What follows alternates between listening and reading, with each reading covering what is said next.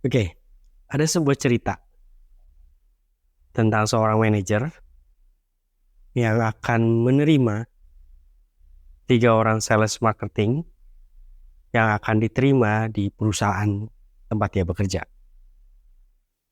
Ketiga sales marketing ini ditugaskan untuk menjual sebanyak-banyaknya sisir di tempat para biksu atau kuil para biksu. Anda bisa bayangkan ketiga sales marketing itu pasti kebingungan karena menjual sisir di tempat orang yang tidak membutuhkan sisir. Biksu kita tahu tidak punya rambut, pasti tidak perlu disisir gitu kan ya.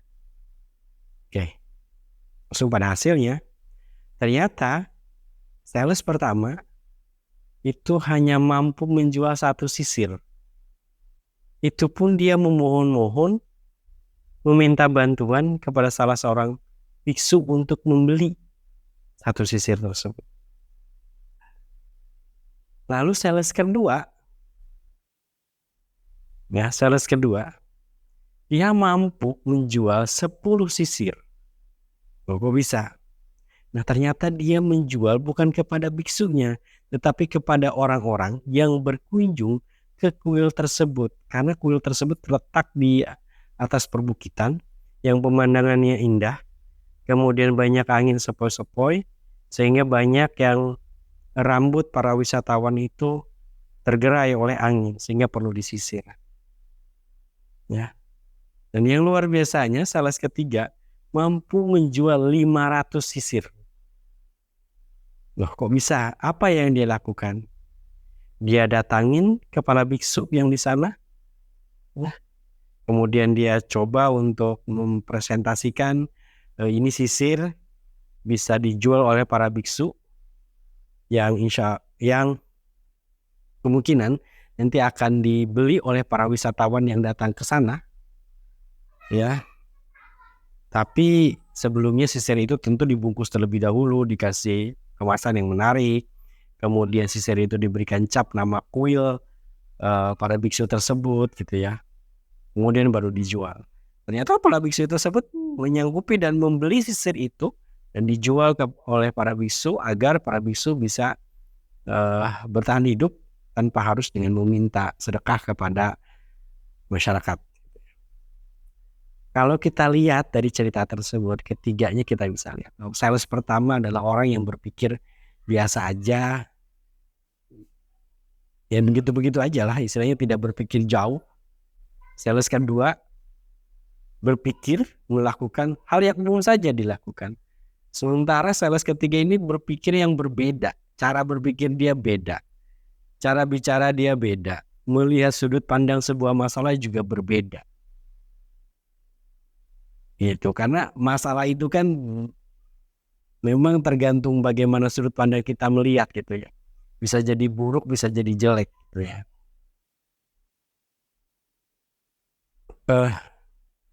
Dan memang orang sukses itu cirinya seperti itu. Cara berpikirnya beda, yang dia lakukan berbeda. Yang dia lakukan itu tidak umum.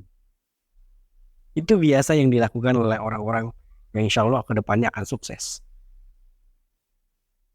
Ya, kalau orang berperilakunya umum-umum saja gitu ya, berjualan datang keluar bawa gerobak udah selesai, itu pasti dia hanya akan menjadi manusia yang biasa aja.